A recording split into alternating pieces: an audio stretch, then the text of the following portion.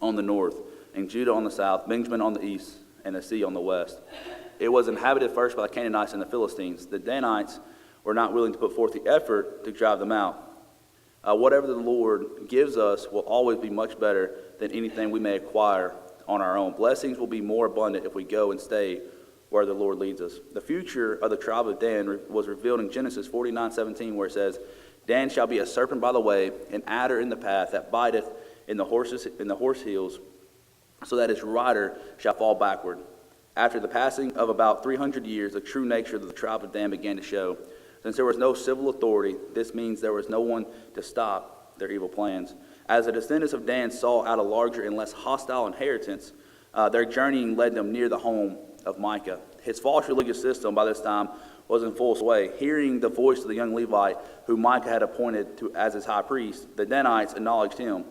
They inquired of this priest for hire as well, and asked counsel, we pray thee of God, that we may know whether our way which we go shall be prosperous. And that's in verse 8 of chapter 18, or verse 5 of chapter 18. They were seeking and looking out in the wrong place and in the wrong person. They were looking for good intentions. Again, they were trying to find God. They were trying to make sure there's a prosperous route. But they were just trying to line their pockets, and they were asking the wrong guy, right? They were asking a man who was getting hired by money, you know? And while they pretended to want to know God's will, they were busy stealing the false gods they found in Micah's home. A God that can be stolen is of no value, right? If it can be stolen, if it can be moved, if God can be misplaced, my goodness, what a God that is, right? I'm thankful that I cannot misplace God. Aren't you glad? Because just like Brother John says all the time, if we had to keep up with our salvation, like car keys, we've been in a world of hurt, right? It'd just be one of them things. But the Danites then persuaded the young Levite to leave Micah's house and to follow them. The Levite was easily persuaded by the pretense that this would open up greater fields of service for him. He's like, oh yeah, man, I'll leave this dude's house. I'll make a lot more money. He was very persuaded, very easily persuaded. So we can see his heart. His heart's not in it. He's not doing the work of the priest. And it says, it is better for thee to be a priest unto the house of one man, or that thou be a priest unto a tribe and family in Israel. And that's in verse 19. A religious leader who sells his services to the highest bidder cannot be trusted to render right judgments. If he can be bought, he will never give you an honest opinion. Is that right? Micah was not successful in getting his stolen property returned. The Danites operated on the assumption that makes right. On the assumption that might makes right. Since they had the power, they felt that they were free to take whatever they wanted. I'm a big Star Wars fan, right? Most of you guys know this. Huge Star Wars fan, right? And one of their new series, I was watching it the other day, and there was one phrase in there that I really thought was quite amazing. Honestly, I thought it was a really good line. It says, "Power doesn't panic," right? When someone has power don't panic, right? And because if you have power, you understand who holds the cards, right? And as we see all through the Bible, that's where my brain went. I see people who thought they had power panic all the time, and we see Jehovah, we see God just sitting there with all the power in the world, just like, do what you want to do. I'll still be here when you find out who really holds the cards in this world. That was just my little thought. All right, back on track. So Micah was not successful in getting his stolen property back. And so after robbing Micah of his gods and his priests, the Danites still searched for a place they could call home. They came upon the valley that lieth in Beth-le-Rehob. Forgive me for butchering every name in here. Which means house of the street. Here they believed was ample space for them to live. Being stronger than the area's inhabitants, they were able to conquer the land. And it says, and they built a city and dwelt therein. That's in verse 28. Dan's new settlement marked the northern boundary of the Lord of Israel, or the land of Israel. Here they captured Lash, which they rebuilt and called Dan. And there was no man, and it was in the valley that lieth by Beth-rehob. And they built a city and dwelt therein, and they called the name of the city Dan after the name of the Lash at the first. And that's in verse 28 and 29. It is 4 miles west of Banias, is Caesarea Philippi. The largest of springs that make up the source of the Jordan River is found here as well. We're also not told what happened to the young Levite that sold his services to the highest bidder. The Danites established false idolatrous rituals that continued in a priestly line from the house of Jonathan, the grandson of Manasseh, until their conquest under Tiglath-Pileser. In the days of Pekah, king of Israel, came Tiglath-Pileser, king of Assyria, and took Eon and Abel Beth-Maach, telling you, I'm going to butcher every last name, and Jonah and Kadesh and Hazor and Gilead and Galilee, all the lands of Naphtali, and carried them captive to Assyria. And that's found in 2 Kings chapter 15. Dan's actions were an open rebellion against the ways of Jehovah. False religion only uses the name of God when they believe it will work, right? Many people just put a name on God's, and they only get serious about it when they think it can bring them something good about it. That's the sad part about false religion. So let's move on just really quickly to chapter number 19. Likewise, we're not going to read it all because we'd still be sitting here if we did. We'll read through a few verses.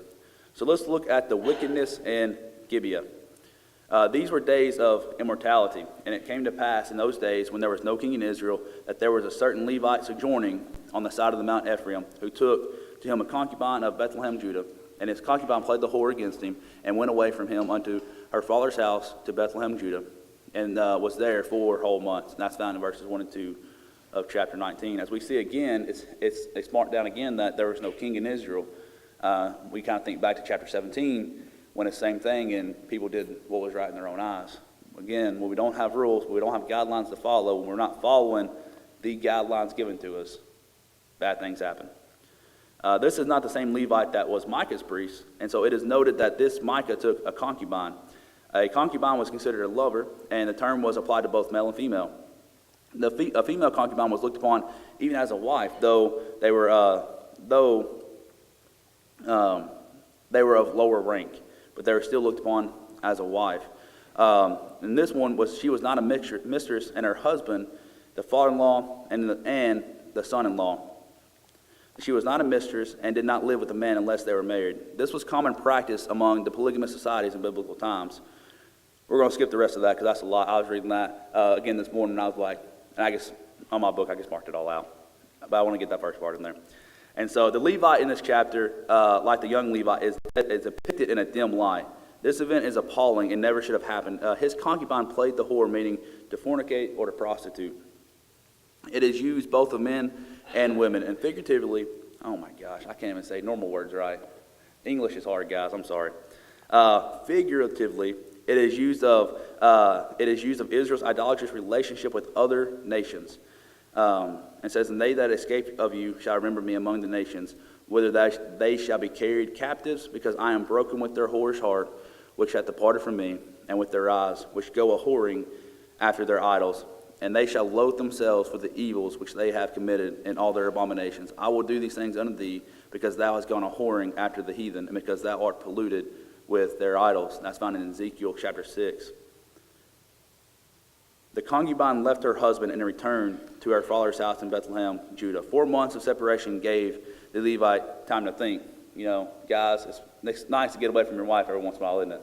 Just to get out there and enjoy some time, because guess what? When you're gone, she gets a break from you too. Isn't that right? Everybody needs a little break. Just trying to wake you guys up this morning.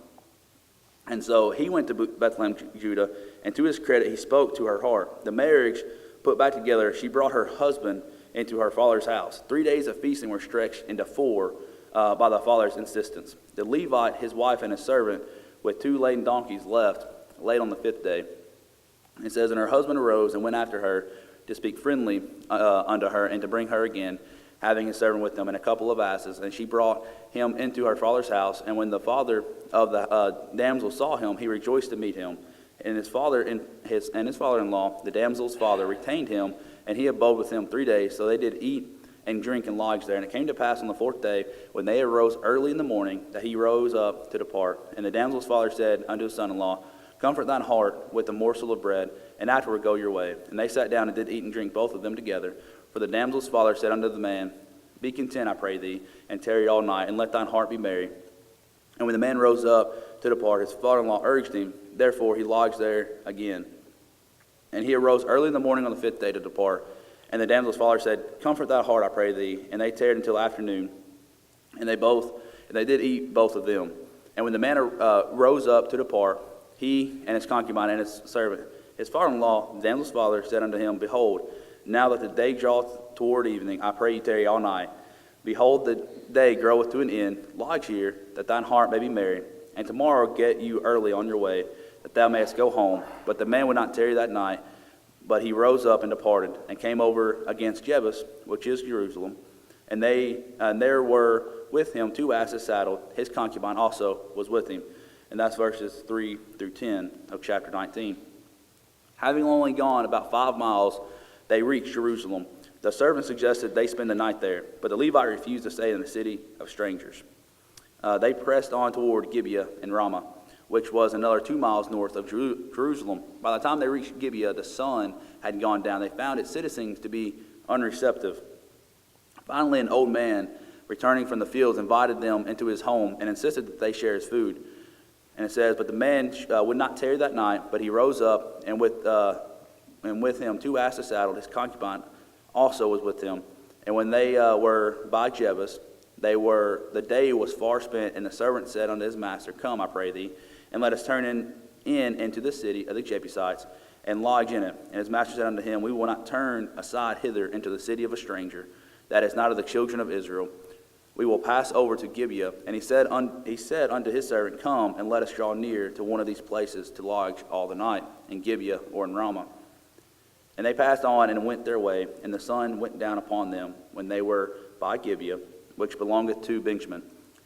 And they turned aside thither to go in and to lodge in Gibeah. And when he went in, he sat down in a street of the city, for there was no man that took them into this house to lodge. And behold, there came an old man from his work out of the field at even, which was also out of Mount Ephraim, and he sojourned in Gibeah. But the men of the place were Benjamites. And when he had lifted up his eyes, he saw a wayfaring man in the street of the city. And the old man said, Whither goest thou? And whence comest thou? And he said unto him, We are passing from Bethlehem, Judah, toward the side of Mount Ephraim. From thence am I. And I went to Bethlehem, Judah, but I am now going to the house of the Lord. And there is no man that receiveth me to his house. Yet there is both straw and provender for our asses, and there is bread and wine also for me, and for thy handmaid, and for the young man which is with thy servants. There is no want of anything. And the old man said, Peace be with thee. Howsoever, let all thy wants lie upon me. Only lodge not in the street. So he brought him into his house, and gave provender unto the asses, and they washed their feet, and did eat and drink. And so these were also the days of homosexuality. And as we see, I know there's a lot of reading there, but as we recall, we can remember also the days of Sodom and Gomorrah. When the land gets really wicked again, as we see no guidelines, we follow what we only want to do, what we want to do, things go bad.